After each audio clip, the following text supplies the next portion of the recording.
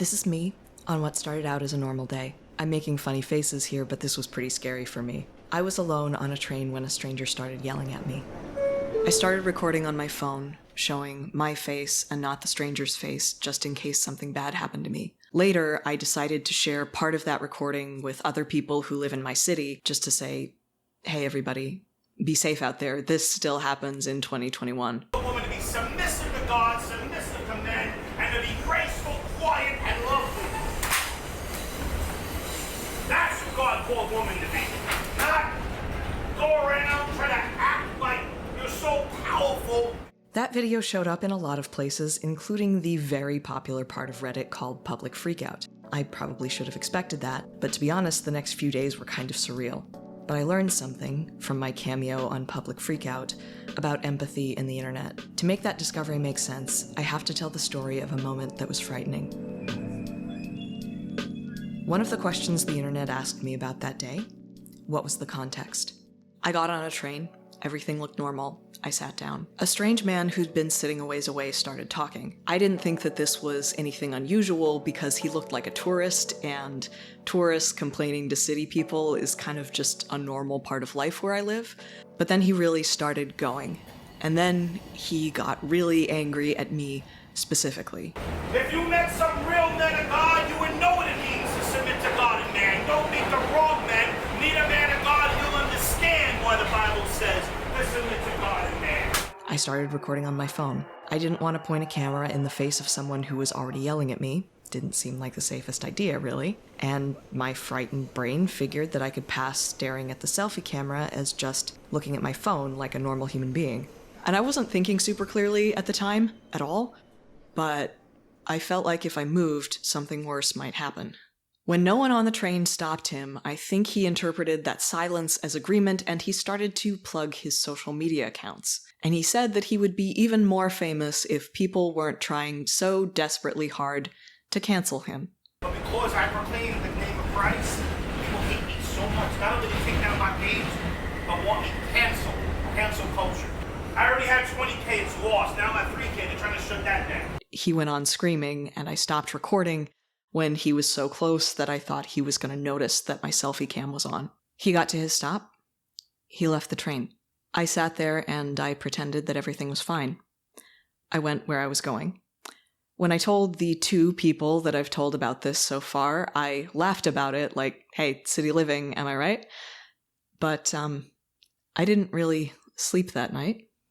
I watched the recording I'd taken. Out of morbid curiosity, I looked up those social media accounts, and there was the stranger who screamed at me, sitting in a nice apartment, praying quietly on live stream and accepting donations for his prayers.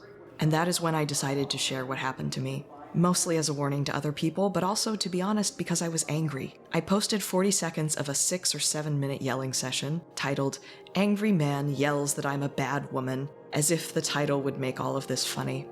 And then the internet did what nobody on the train did. They asked me if I was okay. I'm not sure what I was expecting when I shared that video to my city's subreddit. To be honest, I wasn't thinking clearly enough to have realistic expectations, but the ratio of kindness to, let's say, unhelpful comments, because there were some of those, the ratio was tilted overwhelmingly towards people trying to help. I am used to watching judges, journalists, and people paid to have respectable opinions tear women to shreds when they've been through far, far worse than I have. I also learned that I am not the first person who chose to turn on the front-facing camera when they were afraid. A while ago, a student shared this. No matter how big or small your dick is, you can't feel it either way. Or you could just find one that doesn't talk, and when you ask them for consent, it's yes anytime.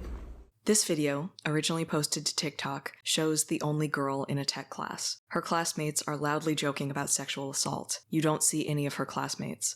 You just hear them laugh. You just see her. You just see her eyes. That video was taken down off of TikTok, but not before it was reposted to Reddit. Most of the people commenting on that post empathize with her. Many of the comments called her brave. Someone said, "This brought tears to my eyes. She looked genuinely scared and just abjectly alone." The comment sections of places like PublicFreakout are not known for being wholesome places.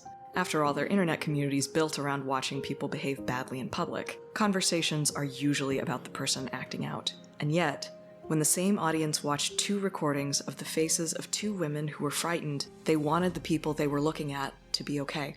That makes me think that there is some sort of weird magic in the front-facing camera. There is one last question that the internet asked, looking at both the video I posted and the one by the only girl in a tech class. Why record your own face? Well, for the sake of safety, because angry people rarely respond well to being on camera. It's easier to hide recording in selfie mode.